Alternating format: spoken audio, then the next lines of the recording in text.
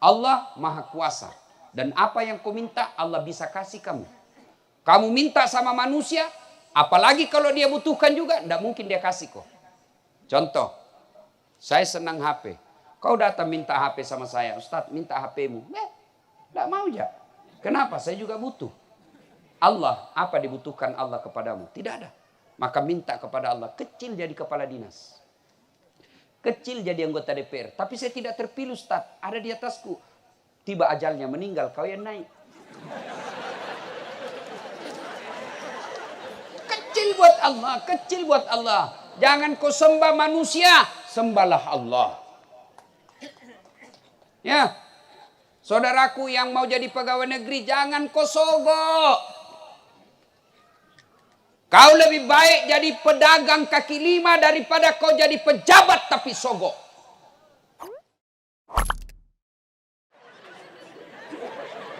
Ayo Pak Kapolres. Hai, Lobet. Ini mau poligami.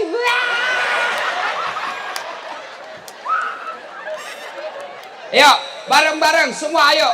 Cewek, cowok, bencong. Ayo bareng-bareng. Salatullah salamullah ala Salatullah salamullah ala yasin habibillah. Ya Allah, mudah-mudahan kecintaan kami kepada Rasulmu Allah angkat corona jauh-jauh. Amin. Bapak Ibu tahu enggak kenapa kita sekarang bisa tablik seperti ini? Karena kita sudah banyak yang sudah vaksin. Kalau kamu tidak vaksin, maka kamu tidak bisa kemana-mana. Ada rezeki, nanti bulan 12 atau bulan 1 sudah buka umroh. Mau pergi umroh, kau diumrohkan sama bupati, tapi kau belum vaksin, tidak boleh kau ke sana. Pemerintah Saudi tolak kamu, tidak boleh kau bawa penyakit. Maka piko vaksin besok. Jangan ketawa, saya serius ini. Cewek, dengar baik-baik. Kalau ada cowok yang lamar kamu, minta kartu vaksinnya. Itu syarat sekarang. Nanti kau sudah dinikahi, dibawakan kau virus di rumahmu. Dan adik-adik sekalian yang mau sekolah tinggi-tinggi keluar dari Bima, mau ke Jakarta dapat beasiswa, mau ke Makassar dapat beasiswa, mau ke Timur Tengah dapat beasiswa. Tapi kalau kau tidak vaksin, tidak boleh kau terbang. Itu syarat. Kenapa Ustadz Dasat bisa sampai ke sini?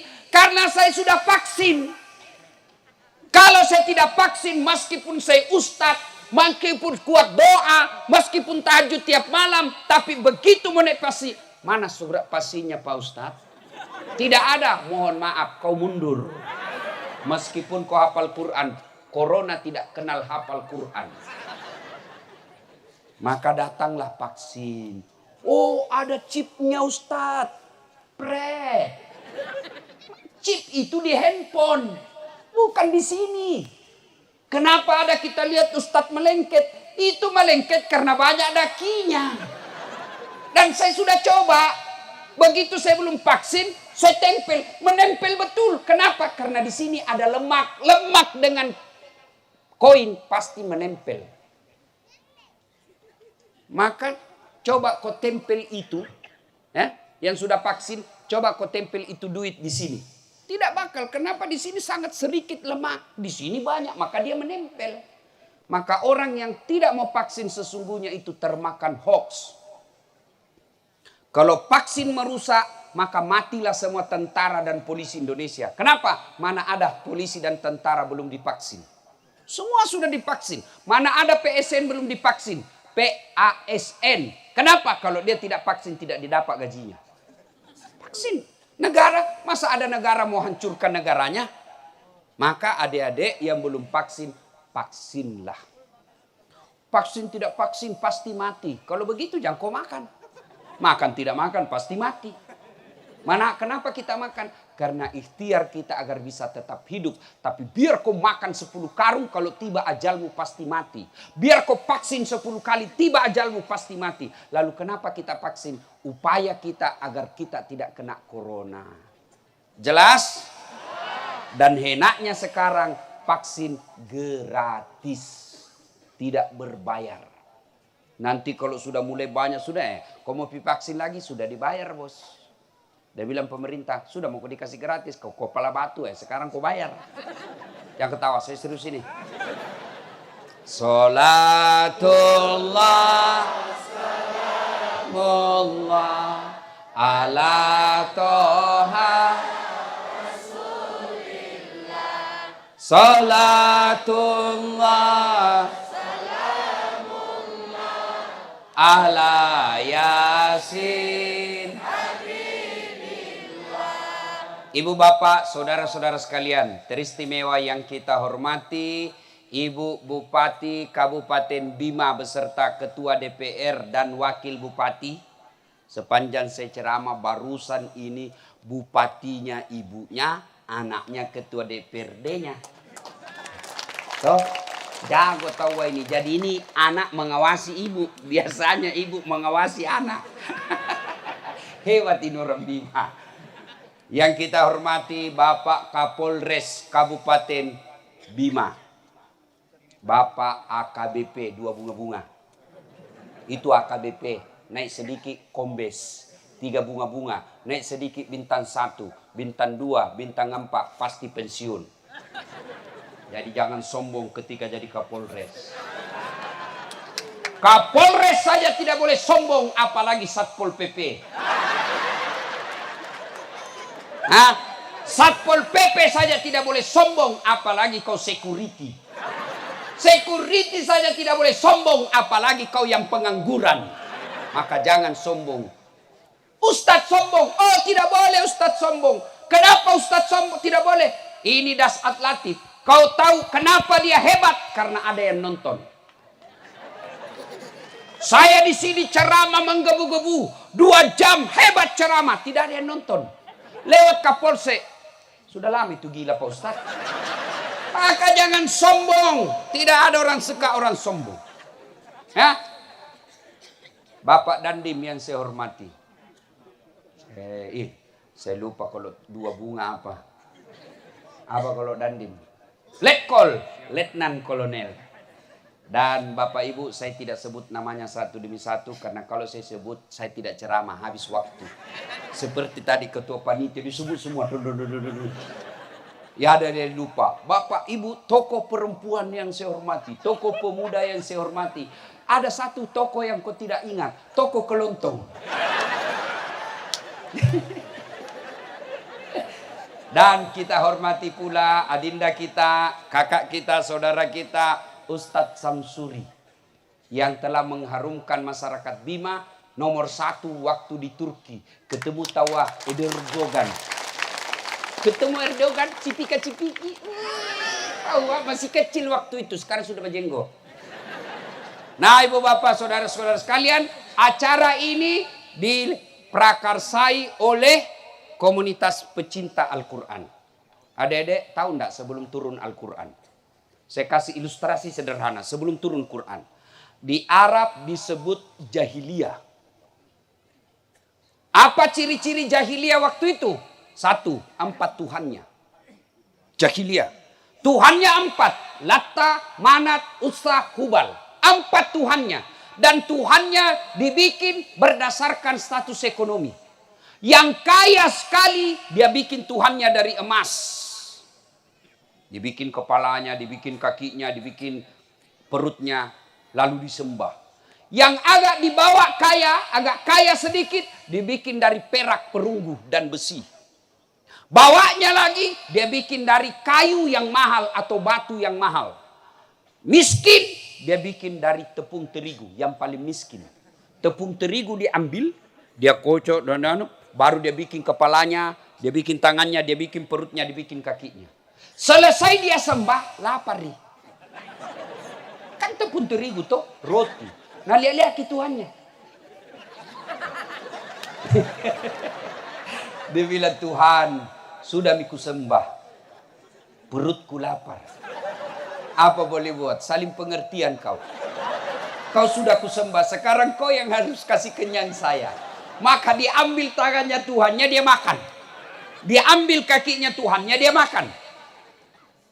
Bayangkan, sekejam-kejamnya rakyat Indonesia tidak pernah ada yang makan Tuhannya. Bangsa jahiliyah waktu itu Tuhannya dia makan. Tapi sekejam-kejam, sebodoh-bodohnya orang jahiliyah waktu itu, tidak ada yang pernah berdoa, ya Allah masukkan saya neraka. Di Indonesia ada yang mengaku artis minta didoakan masuk neraka. Lebih jahil daripada jahiliyah. Kita hadir Islam memperbaiki akhlak yang dungu itu. Apalagi jahiliyah waktu itu. Jahiliyah perempuan tidak ada nilainya. Perempuan dilahirkan hanya untuk melahirkan. Bahkan perempuan waktu itu boleh dijadikan bahan judi. Misalnya kau suka istriku. Kau bisa boleh kita judi. Kalau saya kalah kau, saya pakai istrimu 2 hari. Boleh waktu itu. Perempuan waktu itu kalau dia lahir dan perempuan, maka bapaknya langsung ambil anaknya masih merah, dikubur hidup-hidup. Dan salah satu sahabat Nabi yang pernah lakukan, dialah Umar bin Khattab. Dia kubur hidup-hidup karena dianggap aib. Dulu orang menyembah berhala, sekarang tidak lagi menyembah berhala. Saya yakin tidak ada lagi sekarang yang sembah-sembah patung di Bima. Tapi saya curiga bukan patung dia sembah, tapi bupatinya dia sembah. Kapolresnya dia sembah. Pejabat-pejabat ini biasa di kantor ibu bupati. Ibu. Ada kepala dinas di sini? Ada? Itu yang suka cari-cari muka itu.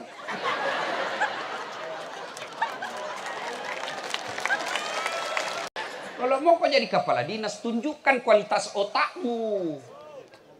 Jangan kepala dinas karena tim sukses. Akhirnya apa? Jadi kepala dinas. Ada begitu di sini. Ya, mudah-mudahan dapat hidayah dia. Ya. Ada di sini anggota polisi. Yang mau kau cari muka sama Kapolres. Kapolres ada mutasinya. Lebih kau jadi polisi yang baik. Biar atur Allah yang atur hidupmu. Adik-adik, kecil buat dunia, kecil buat Allah. Jangan sembah manusia. Jangan cari muka sama manusia. Manusia ada kuasanya terbatas, tapi Allah tak terbatas kuasanya. Kau cari muka sama bupati, bupati 10 tahun saja masanya. Sudah itu, seperti kita rakyat biasa. Tapi Allah tidak pernah pensiun. Allah maha kuasa. Dan apa yang kau minta, Allah bisa kasih kamu. Kamu minta sama manusia, apalagi kalau dia butuhkan juga, tidak mungkin dia kasih kok. Contoh, saya senang HP. Kau datang minta HP sama saya, Ustadz minta HP-mu. Tidak mau ya. Kenapa? Saya juga butuh. Allah, apa dibutuhkan Allah kepadamu? Tidak ada. Maka minta kepada Allah, kecil jadi kepala dinas. Kecil jadi anggota DPR. Tapi saya tidak terpilih Ustadz. Ada di atasku. Tiba ajalnya meninggal. Kau yang naik. Kecil buat Allah. Kecil buat Allah. Jangan kau sembah manusia. Sembahlah Allah. Ya. Saudaraku yang mau jadi pegawai negeri. Jangan kau sogok. Kau lebih baik jadi pedagang kaki lima daripada kau jadi pejabat tapi sogok. Kenapa Indonesia susah sekali bangkit? Padahal kurang apa Indonesia? Lautnya luas, gunungnya banyak, sumber daya alamnya bagus. Tapi kenapa kita masih banyak orang miskin daripada orang kaya? Karena kita kadang-kala milih pejabat mau disogok. Kamu larang pejabatmu korupsi. Kamu jengkel kalau kepala dinas korupsi. Kamu marah kalau anggota DPR korupsi. Kamu marah kalau ada bupati korupsi. Bagaimana mereka tidak korupsi? Mau dipilih dan nyogok. Kampanye, datang kampanye orang kau bilang apa? Wane piro. Oh ketawa karena kau begitu semua. Coba kalau setiap pilkada, pilkap, pilpres tidak ada sogok, maka lahirlah pemimpin-pemimpin orang-orang cerdasnya Indonesia. Dari Bima kuliah kedokteran ke Jakarta, dari Bima kuliah ke Fakultas Pertanian Unhas, dari Bima kuliah ke UNM Universitas Negeri Makassar. Dia pulang ke kampungnya menjadi ilmuwan, lalu dia masuk ke DPR punya ilmu, jadi dia anggota DPR yang paham pertanian. Jadi dia anggota DPR yang paham ilmu kelautan. Jadi dia anggota DPR yang tahu tentang peternakan. Kenapa? Karena memang orang cerdas masuk. Tapi karena biaya politik mahal. Yang cerdas tidak punya duit. Karena biasa rata-rata yang cerdas itu anak-anak orang kurang mampu. Yang anak-anak orang kaya itu biasanya malas belajar. Akhirnya ditanya, beleng-beleng. Akhirnya orang-orang cerdas dari Kabupaten Bina, banyak orang cerdas tidak bisa ikut pilcaleg. Kenapa? Tidak ada uangnya kampanye. Akhirnya yang masuk hanya orang-orang yang standar ilmunya di bawah. Makanya besok-besok kalau ada pilkada, jangan kau mau disogok.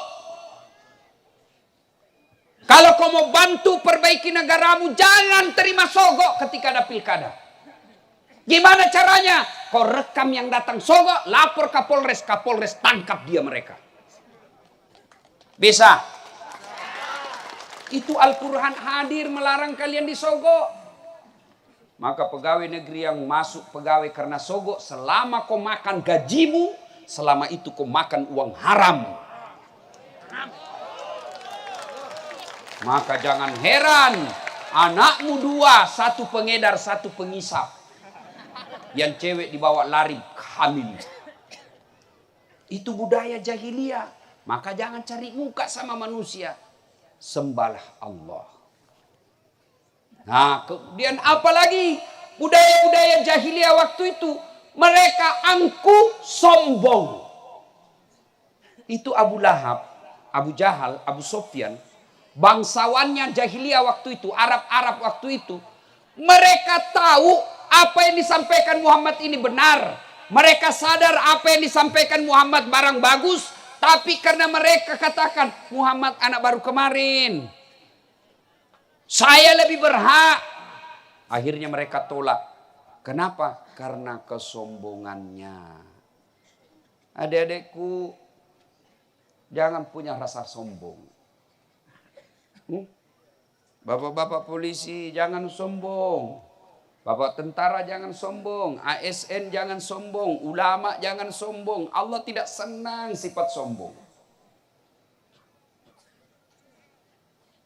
Ada ustadz sombong? Ada. Mana ustadz sombong? Yang tidak mau menerima perbedaan pendapat. Hanya dia merasa dirinya benar. Maulid bid'ah. Masuk neraka. Taksiyah bid'ah. Tidak ada pada zaman Nabi. Isra Mi'raj bid'ah. Tidak ada pada zaman Nabi. Kalau kau tidak mau maulid, tidak mau Isra Mi'raj, tidak mau taksiyah, kita hormat, kita hargai. Tapi janganlah kau tuduh kami ini orang sesat. Biarlah kamu tidak mau maulid, kami hormati, kami hargai. Tapi jangan kasihan kau tuduh kami ini orang sesat. Itu ustadz-ustadz yang sombong itu. Baru belajar di YouTube 3 bulan. Ustadz laptop. Tidak pernah buka kitab. Baru 2 bulan. Habis kuotanya, paham agama setengah-setengah. Kayak dia saja punya neraka. Oh neraka. Kau panitia hari kiamat. Sombong.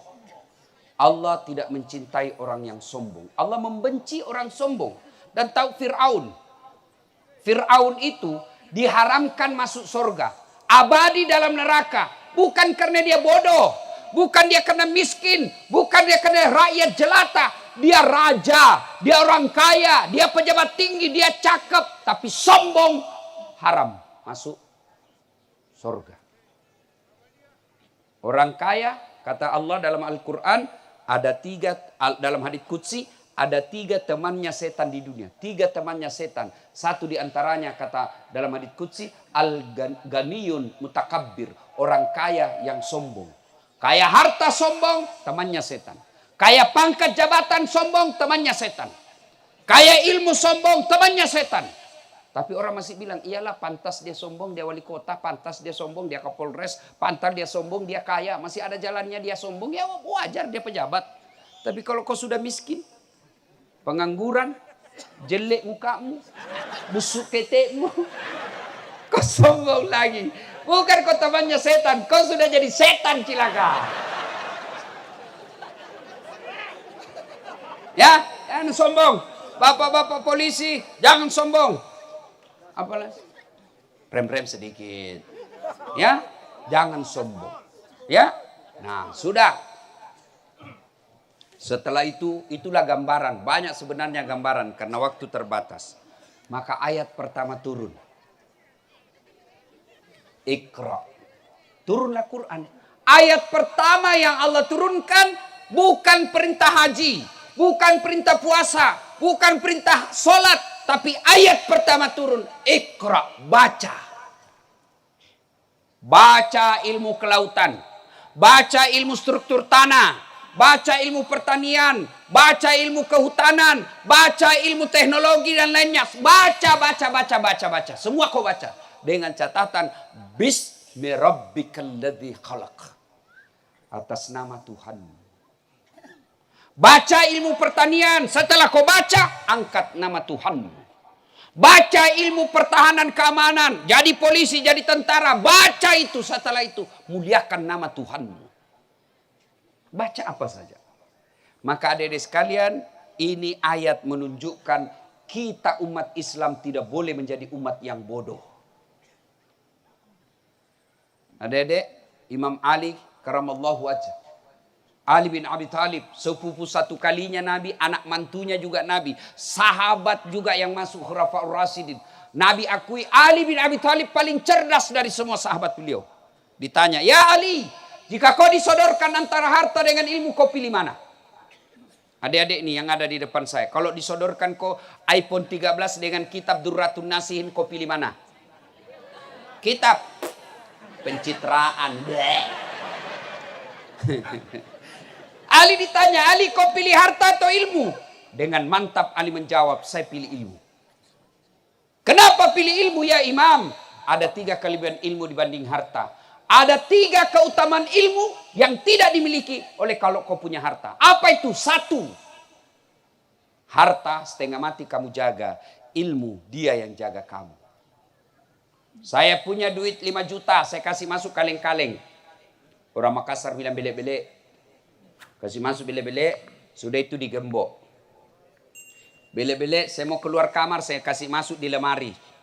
Gembok lemari. Sudah 2 gemboknya. Keluar kamar, gembok lagi pintu kamar, 3 gemboknya. Keluar rumah, gembok lagi rumah, 4 gemboknya. Keluar pagar, gembok lagi pagarnya, 5 gemboknya. Sampai di kantor hilang kuncinya. Setengah mati kau jaga toh itu uang. Iya. Sementara ilmu dia yang jaga kamu. Mana buktinya? Pak Bupati, Pak Wakil Bupati, Bu Bupati di rumah beliau dijaga sama Satpol PP. Kemana-mana dikawal. Kenapa? Karena punya ilmu. Tidak mungkin jadi bupati kalau beleng-beleng. Dengar sambutannya tadi. Dengar sambutan tadi bupati. Suaranya menandakan keibuan. Enak didengar. Keibuan. Dan tidak panjang-panjang. Ada juga itu pejabat kalau dia sambutan panjang sekali. Nah bukan dia ditunggu. Dijelaskan juga maulid. Nah bukan kau pembawa hikmah maulid. Ada juga. Ibu, namanya ibu. Masya Allah, pengertian. Alhamdulillah. Dan mau lihat prestasinya ibu, lihat anaknya. Kalau anaknya baik, berarti ibunya berhasil. Ada orang sukses, anaknya berantakan. Ya, ilmu dia yang jaga kamu, harta kamu yang jaga. Kata Ali yang kedua, dengan ilmu Kau bisa dapat harta, tapi dengan harta belum tentu kau dapat ilmu. Ada orang kaya, kaya sekali, tapi tidak tahu membaca. Pergi Makassar, bingung dia. Sampai dia ejala itu, dia belajar membaca, diajar sama anaknya. PEP, tambah PEP, SO, SO, PEPSO, DEDNT, apa bacanya? Odol. Karena dia lihat gambar.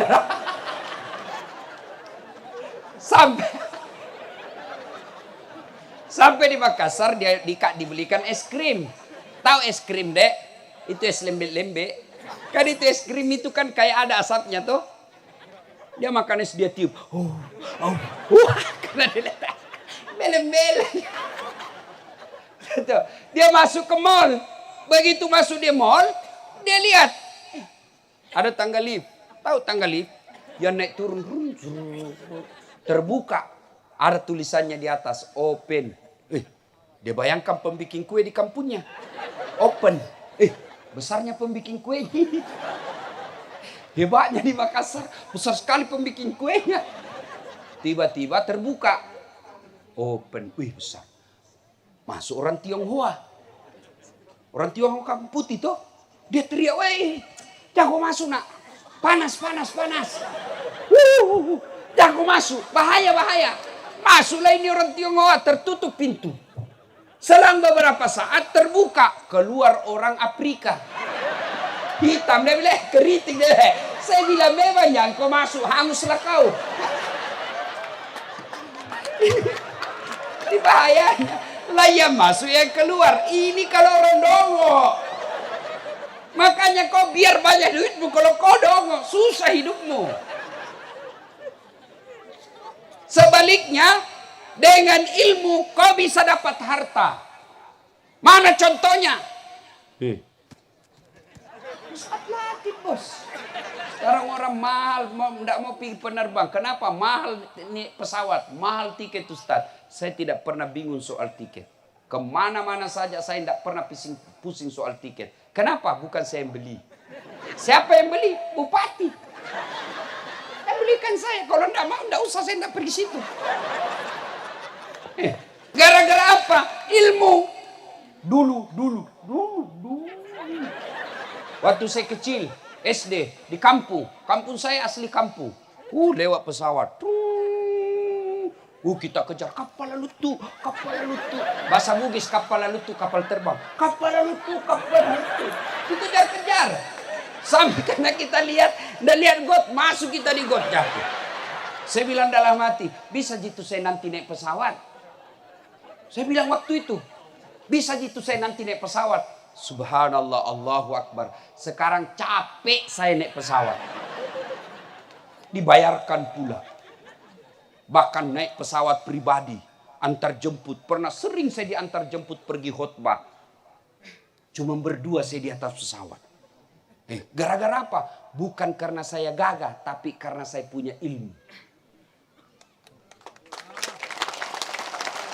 Maka adik-adik belajar. Biar kau jelek, tapi kalau kau punya ilmu, kau akan jadi orang berwibawa. Saya ini ceper. Ibu Bupati tadi bilang, kecil aja orangnya ini orang.